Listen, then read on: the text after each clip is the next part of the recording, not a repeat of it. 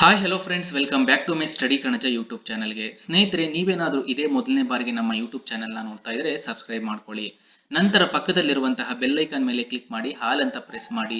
ಇವತ್ತಿನ ಈ ಒಂದು ವಿಡಿಯೋದಲ್ಲಿ SSLC ವಿದ್ಯಾರ್ಥಿಗಳ ರಿಸಲ್ಟ್ ಯಾವಾಗ ಅನೌನ್ಸ್ ಆಗುತ್ತೆ ಮತ್ತೆ ಮೌಲ್ಯಮಾಪನ ಪ್ರಕ್ರಿಯೆ ಯಾವಾಗಿನಿಂದ ಸ್ಟಾರ್ಟ್ ಆಗುತ್ತೆ ಎಂಬುದರ ಸಂಪೂರ್ಣವಾದ ಮಾಹಿತಿಯನ್ನು ತಿಳಿದುಕೊಳ್ಳೋಣ.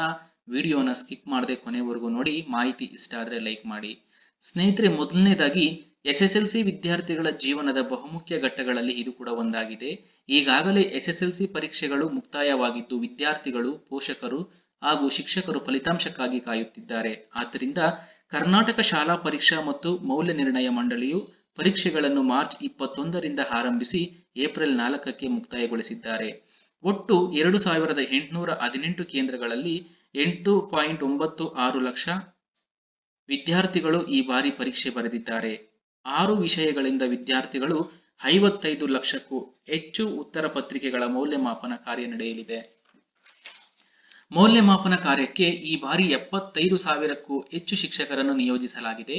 ಮೌಲ್ಯಮಾಪನ ಕಾರ್ಯಕ್ಕೆ ನಿಯೋಜಿಸಿರುವ ಎಲ್ಲಾ ಶಿಕ್ಷಕರು ಕಡ್ಡಾಯವಾಗಿ ಹಾಜರಾಗಬೇಕು ಎಂದು ಸೂಚಿಸಲಾಗಿದೆ ಎಂದು ಅಧಿಕಾರಿಗಳು ತಿಳಿಸಿದ್ದಾರೆ.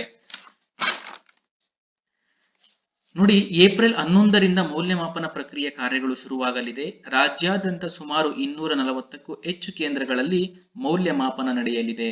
ಏಪ್ರಿಲ್ 11ರಿಂದ ಕೋಡಿಂಗ್ ಹಾಗೂ ಡಿಕೋಡಿಂಗ್ ಪ್ರಕ್ರಿಯೆ ನಡೆದು ನಂತರ ಏಪ್ರಿಲ್ 15ರಿಂದ ಉತ್ತರ ಪತ್ರಿಕೆಗಳ ಮೌಲ್ಯಮಾಪನ ಕಾರ್ಯಗಳು ಆರಂಭವಾಗಲಿದೆ.